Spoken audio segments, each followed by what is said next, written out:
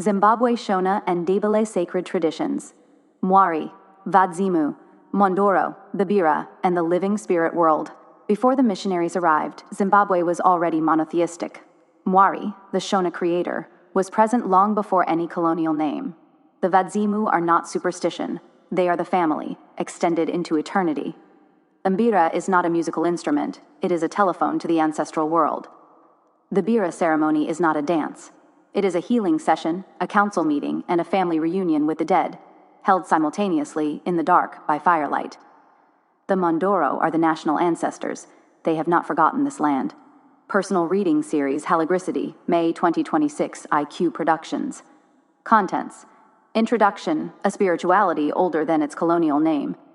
Part 1, the two peoples, Shona and NDEBELE. Part 2, Mwari Muzikavanhu, the Shona supreme creator.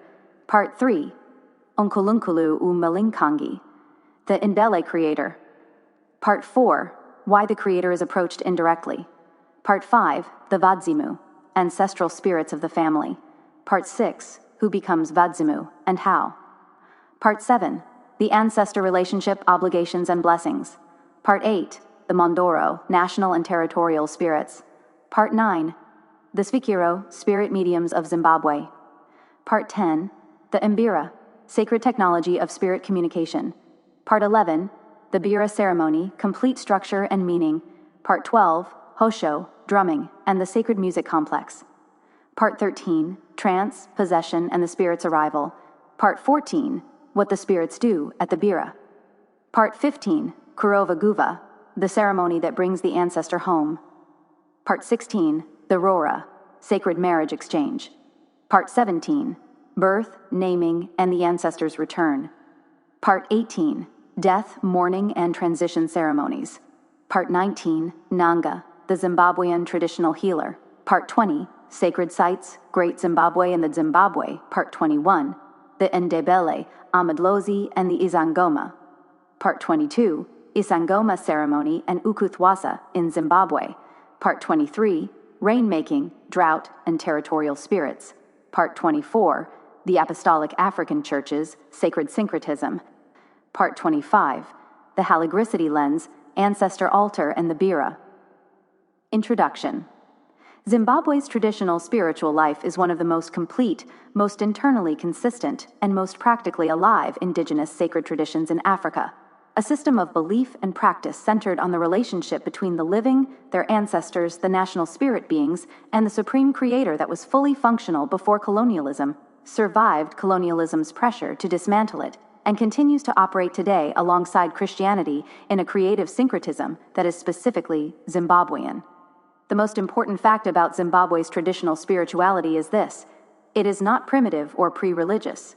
It is a sophisticated monotheistic tradition with a complete cosmological framework, a detailed understanding of the soul and its afterlife, a highly developed system of community ceremony, a specific and sophisticated sacred instrument, and a community of trained spirit mediators whose function is identical to what the Korean Mudang, the Yoruba Babalawo, and the Shipibo Curandero provide in their own traditions. This guide covers the Shona tradition in greatest depth, with substantial treatment of the NDEBELE tradition and its specific expressions of the same fundamental framework. It does not cover Christianity or the colonial period except where understanding the contemporary syncretism requires it. The two peoples Shona and NDEBELE. Zimbabwe's population is comprised primarily of two major ethnic groups, the Shona and the NDEBELE. Both groups maintain distinct indigenous sacred traditions that, while sharing fundamental structural features, express those features through different specific practices, different sacred vocabulary, and different ceremonial forms. Shona and NDEBELE. Key distinctions. The Shona are the majority people of Zimbabwe, a group of related linguistic and cultural communities who share the Shona language and the fundamental sacred framework described in this guide. The Shona have inhabited the Zimbabwe plateau for centuries, building the stone enclosures that represent some of the most significant architectural achievements in southern African history. The NDEBELE of Zimbabwe are a Zulu-derived people who migrated to southwestern Zimbabwe in the early 19th century under King Mzilikazi, following the Mafeking. Their sacred tradition is closely related to Zulu tradition, sharing the Nguni sacred framework of Amadlozi, the Isangoma, and the specific healing and divination practices of the Southern African Nguni complex. the shared foundation. Despite their distinct origins, both Shona and NDEBELE traditions share the same fundamental recognition. The creator god is approached through ancestral intermediaries.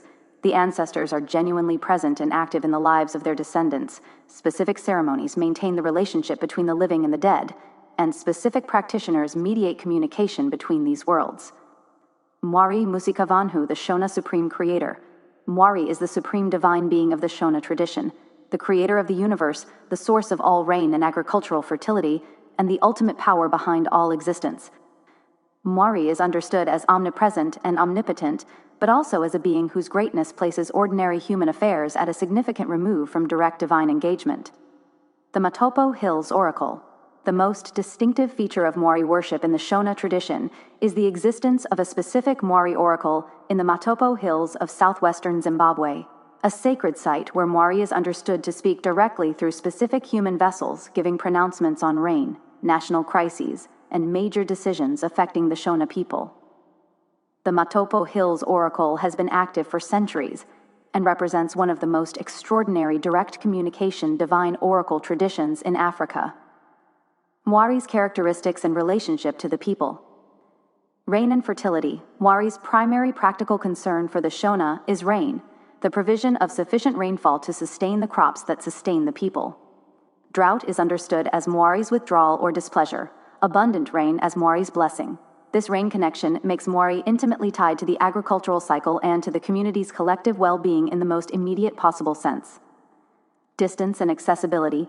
Mwari is understood as too vast and too powerful for ordinary, everyday human access. Approaching Mwari directly for personal matters would be presumptuous. This is not a limitation on Mwari's care, but a recognition of the proper relational hierarchy. Just as one does not petition a great chief directly for everyday matters, but goes through appropriate intermediaries, so the living approach Mwari through the Vadzimu and Mhondoro. The Matopo Oracle, at specific shrines in the Matopo Hills, trained custodians receive and transmit Mwari's communications, the voice of Mwari speaking through specific human mediators on matters of rain, national crisis, and collective sacred direction. The Matopo Hills themselves are sacred, characterized by dramatic granite formations, the site of ancient Shona sacred practice, and today a UNESCO World Heritage Site. Pre-colonial monotheism, the recognition that the Shona were already monotheistic, that Mwari worship preceded missionary activity, is critically important. This was not preparation for the gospel. As colonial missionaries like to claim, it was a fully developed monotheistic sacred tradition that the colonial encounter distorted and suppressed. Unkulunkulu Umbelinkangi, the NDEBELE creator. The NDEBELE of Zimbabwe share the creator concept of the broader Nguni tradition, Unkulunkulu or Umbelinkangi. These names, like Mwari, point toward a supreme creative force that precedes all other existence and from which all other sacred beings derive, Unkulunkulu and the ancestors. In NDEBELE tradition, as in Zulu tradition, the distance between Unkulunkulu and ordinary human affairs is even more pronounced than in Shona tradition.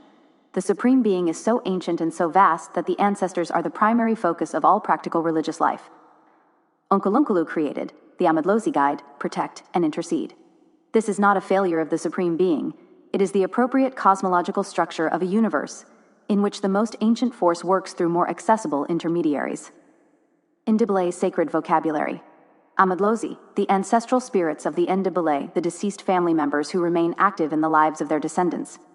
Isangoma, the spirit medium and diviner of the NDEBELE tradition, the practitioner who, through the initiatory illness, has been called by the Amadlozi to serve as their intermediary with the living.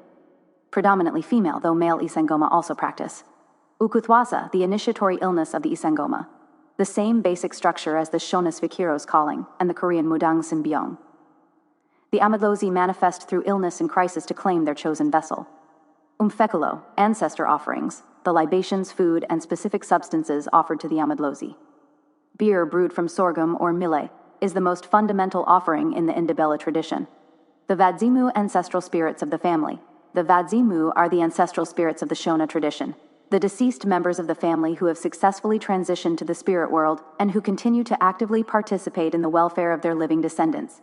They are the most practically important sacred beings in day-to-day Shona life, more immediately accessible and more regularly consulted than Mwari or even the Mhondoro. The Vadzimu as extended family.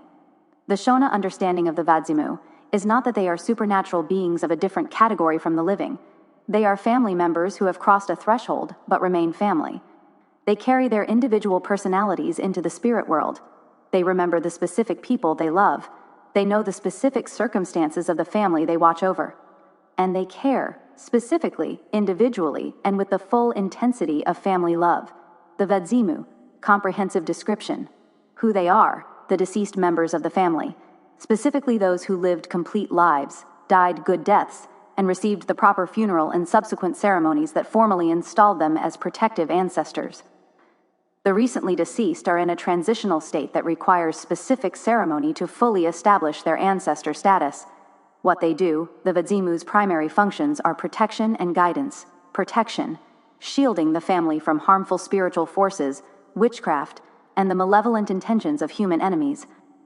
A family with strong, active Vadzimu relationships is spiritually protected in ways that families who have neglected their ancestors are not.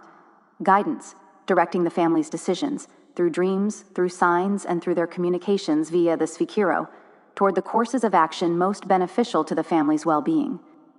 Provision, supporting the family's material well-being, cattle health, crop success, human fertility, and the general prosperity of the homestead are understood as dependent in part on the Vadzimu's active support. What they require in return: remembrance, being remembered by name, spoken to directly, and included in the family's ongoing life offerings, specifically brewed sorghum beer poured at the appropriate places, and specific food offerings proper ceremony, the Bira and other ceremonies that provide the Vadzimu with the opportunity to speak to the living and receive the community's acknowledgement proper conduct. The living family member's conduct reflects on the Vadzimu. A family member who behaves dishonorably brings shame to the ancestors. One who lives well honors them. The Mhondoro national and territorial spirits. Above the family-level Vadzimu in the Shona spiritual hierarchy are the Mhondoro, the spirits of great chiefs, ancient kings, and legendary ancestors whose spiritual authority extends beyond a single family to encompass entire territories, regions, or the Shona nation as a whole. The Mhondoro are the most powerful spirits in the Shona tradition and the most directly connected to the land itself. The Mhondoro and the land. The connection between the Mhondoro and the land is the most critical element of their sacred character. The Mhondoro are not merely powerful ancestors. They are the spiritual owners of the territories where their physical bodies were buried. The land is not merely real estate, it is the material dimension of the Mhondoro's spiritual domain. This is why, in Shona understanding, the dispossession of land by colonialism was simultaneously a political, economic, and spiritual catastrophe. It severed the living community from the Mhondoro who governed the spiritual health of that specific territory. The Mhondoro in Shona sacred life. Territorial governance. Each significant region of Zimbabwe has its Mhondoro, spirits of ancient kings and chiefs whose authority over that territory is as real, in the Shona sacred framework, as any living chief's authority. The Mhondoro set the spiritual terms of what can happen in their territory, whether rain will come, whether crops will succeed, whether disease will strike, whether the community will be at peace. The lion connection. The Mhondoro are understood to be able to manifest in the form of lions. An unusually large lion seen in a territory associated with a specific ancestral chief is understood as that Mhondoro in its embodied form. Lions that do not behave as ordinary lions are treated with great respect as possible Mhondoro manifestations. National consultation at moments of national crisis, severe drought, epidemic illness, political turmoil, war. The Mhondoro are formally consulted through their Svikiro. The second Chimurenga saw extensive involvement of Mhondoro spirit mediums as the liberation fighters sought the territorial spirits' blessing for their campaign to reclaim the land. The Nahoreka, the Mhondoro's medium, a specific type of Svikiro who is the vessel for a particular Mhondoro's communication. The Nahoreka lives under specific restrictions appropriate to the Mhondoro's character and maintains the specific sacred protocols that the Mhondoro requires. The Svikiro spirit mediums of Zimbabwe. The Svikiro is the Shona spirit medium, the person through whom the Vadzimu or Mhondoro speak to the living community. They are not merely conduits or translators. They are consecrated individuals who have undergone a specific calling process, have developed specific relationships with specific ancestral spirits, and who in the state of possession become, in a meaningful sense, the ancestor rather than merely conveying the ancestor's message. The calling of the Svikiro. The Svikiro is called, not chosen. The ancestral spirits select their vessel through a process that typically involves illness, unusual experiences, and specific signs that trained practitioners recognize as the spirit's claim. The person who is called may resist. Initially, the spirits typically intensify their communication until the calling is accepted.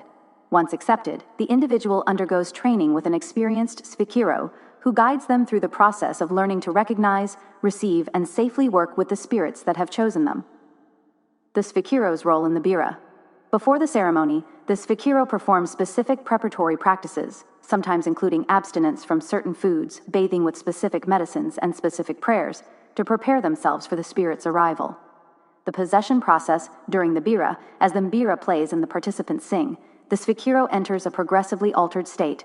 Breathing changes, body language shifts, voice changes, and eventually the ancestral spirit is fully present in the svikiro's body. The svikiro may tremble, may speak in the voice of the spirit, and may address the assembled community as the ancestor, rather than as themselves.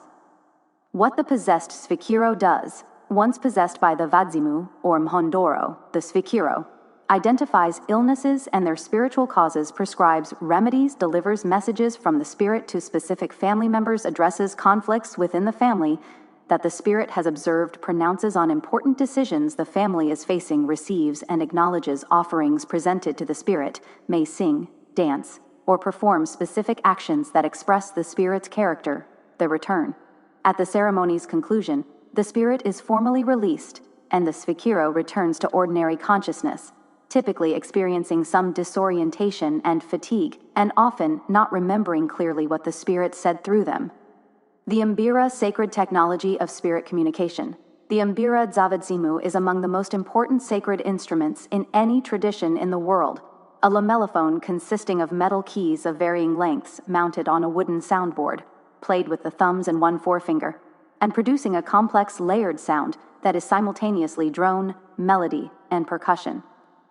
It is the primary instrument used in the Bira ceremony to call the ancestral spirits, to sustain their presence once arrived, and to provide the sonic environment within which spirit possession occurs. Why the Mbira calls the ancestors? The Mbira's capacity to call the ancestors is understood in the Shona tradition as an inherent quality of the instrument. The ancestors respond to the Mbira because it speaks their language, because specific songs played on the Mbira are the songs associated with specific Vadzimu and Mhondoro, and because the Mbira's specific tonal quality creates the specific sonic environment that facilitates the transition between ordinary and spirit-accessible consciousness. The Mbira, complete description. The instrument, the Mbira Vadzimu, typically has 22 to 28 metal tines arranged in 3 registers: a bass register played by the left thumb, a middle register played by the right thumb and left thumb, and a treble register played by the right forefinger. The metal tines are tuned to a specific scale that is associated with the ancestral world. The deze. The Mbira is typically played while held inside a large calabash gourd that amplifies its sound and modifies its tonal quality. The gourd's round interior creates specific resonant harmonics that are part of the instrument's sacred character. The hosho, the gourd rattles that accompany the Mbira, played in interlocking rhythmic patterns by additional musicians that together create a rhythmic complexity that the tradition understands as the sonic equivalent of the spirit world's presence. The songs, specific Mbira songs, are associated with specific ancestral spirits. The song Nima Musasa calls specific Mhondoro. Mahororo is associated with different spirits. Each major Mbira composition has its specific spirit associations. A skilled Mbira player and a knowledgeable svikiro coordinate the selection of songs throughout the Bira based on which spirits are being called and which have arrived. Playing the Mbira, traditional Mbira playing, involves interlocking patterns played by the 2 thumbs and 1 forefinger, creating a continuous, overlapping, hypnotic texture that does not have a single melodic line but a complex of interwoven voices. Learning to play the Mbira fully takes years. Playing it in ceremony requires both technical skill and the specific sacred relationship with a Vadzimu that gives the music its ceremonial power. The Bira ceremony, complete structure and sacred purpose. The Bira is the central sacred ceremony of the Shona tradition, an all-night gathering of the family and community in which Mbira music, singing, and dance are used to invite the ancestral spirits to communicate with the living through the svikiro. It is simultaneously a healing ceremony, a council session, a family reunion, and a community celebration, all of these functions occurring simultaneously within the single framework of the Bira. The Bira, complete sequence from beginning to dawn. Preparation. The homestead is prepared. The ancestral area is cleaned and specifically arranged. Beer brewed specifically for the ceremony is prepared. The svikiro performs preparatory practices. Family members who have traveled from a distance arrive. The Mbira players tune and prepare their instruments. The opening songs. As darkness falls, the Mbira players begin. The opening songs of the Bira are not yet the possession songs. They are the songs that welcome the community, warm the space, and begin the gradual process of shifting the collective consciousness toward the receptive state that spirit communication requires. The Hosho join the Mbira. The community begins to sing the specific call and response patterns associated with the ceremony. The calling. As the ceremony progresses, the Mbira players shift to the specific songs associated with the ancestors being called.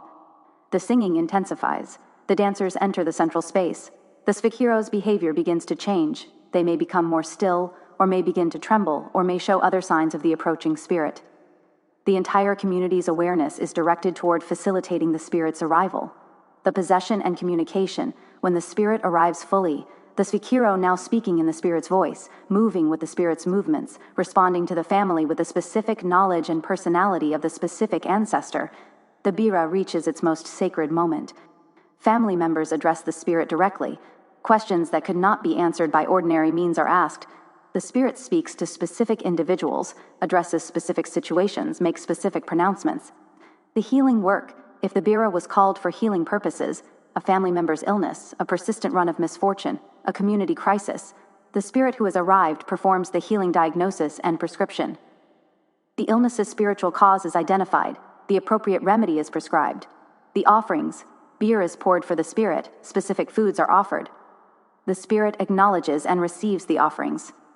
The reciprocal relationship between the living family and the ancestral world is formally and materially expressed. The close. The ceremony does not simply end. The spirit is formally released. The songs shift back to the closing patterns. The community acknowledges what has occurred, and the Sphikiro returns gradually to ordinary consciousness. The gathering then shares the remaining beer and food as the sun begins to rise. Kurovaguva, the ceremony that brings the ancestor home. Kurovaguva is the most important specific ceremony in the Shona sacred calendar. Without Kurovaguva, a person who has died remains in a liminal, unestablished state, not yet fully a Mudzimu, potentially wandering and confused. With Kurovaguva, performed approximately 1 year after the death, the ancestor is formally welcomed home and installed in their protective role. The Kurovaguva ceremony. Timing. Kurovaguva is typically performed approximately 1 year after the death, though the specific timing may be adjusted based on the family's circumstances and the spirit's communications. The procession to the grave. The ceremony begins at the grave. The family gathers at the burial site. Beer is poured on the grave, and specific prayers acknowledge the person who died and invite their spirit to return with the family to the homestead. The journey home. The family then returns from the grave to the homestead, symbolically carrying the spirit with them.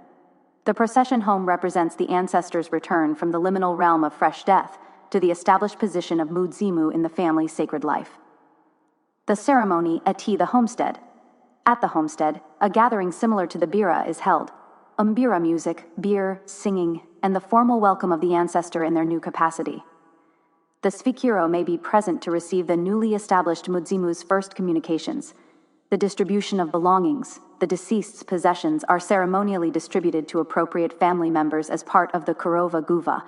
This is not mere practical convenience, but a sacred act that distributes the ancestors' energy through their valued objects to the family members who will carry their memory. What is accomplished? After Kurovaguva, the deceased is fully established as a Mudzimu, no longer in the liminal state of the newly dead, but a protective ancestor with a specific place in the family's sacred cosmology. The family can now address them in ceremony, pour offerings specifically for them, and include them in the Bira. They are home. Nanga, the Zimbabwean traditional healer. The Nanga is the traditional healer of the Shona tradition, a practitioner who combines the functions of herbalist, diviner, and spiritual diagnostician in a single role. The Nanga's capacity to heal derives from their relationship with the ancestral spirits, whose guidance informs both the spiritual diagnosis of illness and the specific herbal remedies prescribed. The Nanga's practice. Divination. The Nanga's first act with a patient is divination, using a set of divination objects thrown on a mat and read for the pattern they form. The pattern reveals the spiritual dimension of the presenting problem. Is this illness caused by an ancestor's dissatisfaction? By witchcraft? By the patient's own spiritual situation? The divination guides the entire subsequent treatment. Herbal medicine. The Nanga has extensive knowledge of the medicinal plants of the Zimbabwe plateau, roots, bark, leaves, and seeds with specific therapeutic applications. This plant knowledge is transmitted through apprenticeship to an established Nanga and is understood as ultimately a gift from the ancestral spirits who guide the Nanga's knowledge. Spiritual prescription. Beyond physical herbal treatment, the Nanga prescribes the specific spiritual actions required, which ancestors need to be appeased, which ceremony needs to be held, what offerings need to be made. The complete treatment addresses both the physical and the spiritual dimensions of the illness. Protection against uroi.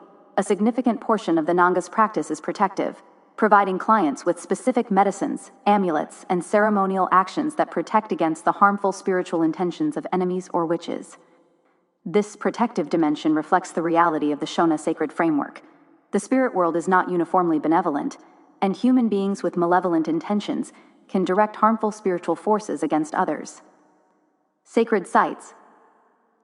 Great Zimbabwe and the Zimbabwe. The word Zimbabwe itself comes from the Shona Zimbabwe, houses of stone, referring to the distinctive dry stone-walled enclosures that Shona people built across the Zimbabwe plateau from approximately the 11th through 15th centuries CE.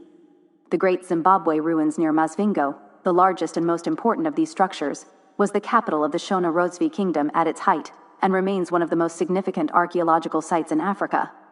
Great Zimbabwe as sacred site. The architecture, the Great Zimbabwe Complex, consists of several major elements: the Hill Complex, the Great Enclosure, and the Valley Complex. The sacred function, the Hill Complex was the sacred center of the kingdom, the residence of the spiritual authority rather than merely the political authority. The Zimbabwe bird are understood as representations of the Shona's ancestral bird symbol, the fish eagle, a bird associated with the Mhondoro's capacity to communicate between the human and ancestral worlds. Colonial denial. One of the most revealing moments in the history of Zimbabwean archaeology is the colonial era refusal to accept that Great Zimbabwe was built by indigenous African people. The site was variously attributed to ancient Phoenicians, to King Solomon, to Arabs, and to any civilization other than the Shona ancestors. The scientific and emotional investment in denying African civilizational achievement at Great Zimbabwe was so intense that it constituted an official colonial policy. The truth that Great Zimbabwe was built by the Shona's ancestors has been established beyond any scientific doubt. Contemporary sacred status. Great Zimbabwe remains a sacred site in contemporary Shona understanding, the seat of powerful Mhondoro, a place where the ancestral power of the ancient kingdom is concentrated, and a site that deserves the respect due to a place where the most significant sacred activity of the Shona's history occurred. Part 23. Rainmaking, drought, and territorial spirits, the collective sacred responsibility. Rainmaking, the collective ceremony through which the community addresses drought and calls for rain from Mwari and the Mhondoro, is the most socially significant sacred ceremony in Zimbabwe's indigenous tradition. Unlike the Bira or the Nanga consultation, rainmaking is a community-wide, territory-wide ceremony that engages the entire sacred hierarchy from the family Vadzimu through the Mhondoro to Mwari. The rainmaking ceremony. The occasion rainmaking ceremonies are typically called during extended drought, when the rains are late, insufficient, or have failed entirely and the crops are in danger. The decision to hold a rain ceremony is typically made by the community's chief in consultation with the Sfikiro, who communicates with the relevant Mhondoro.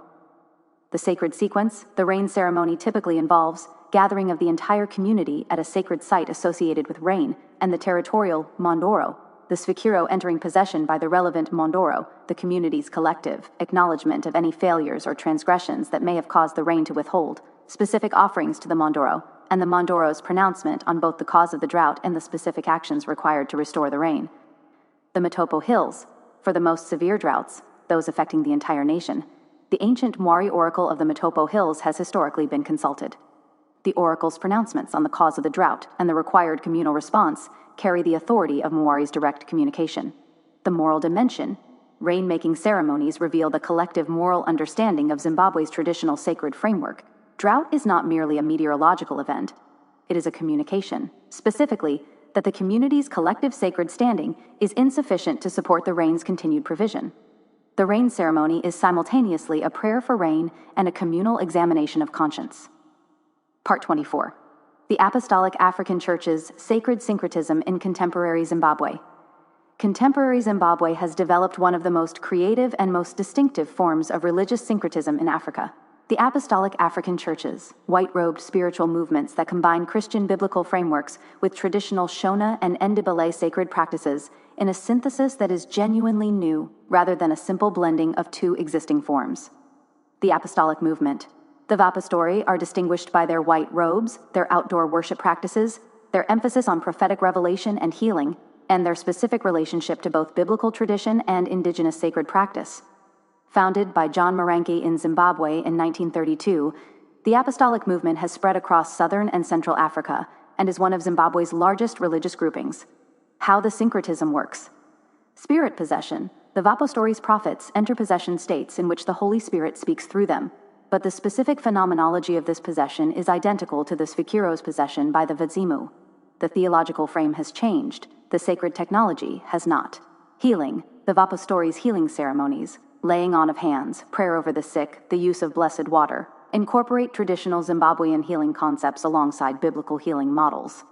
The integration of the ancestral world's involvement in healing continues.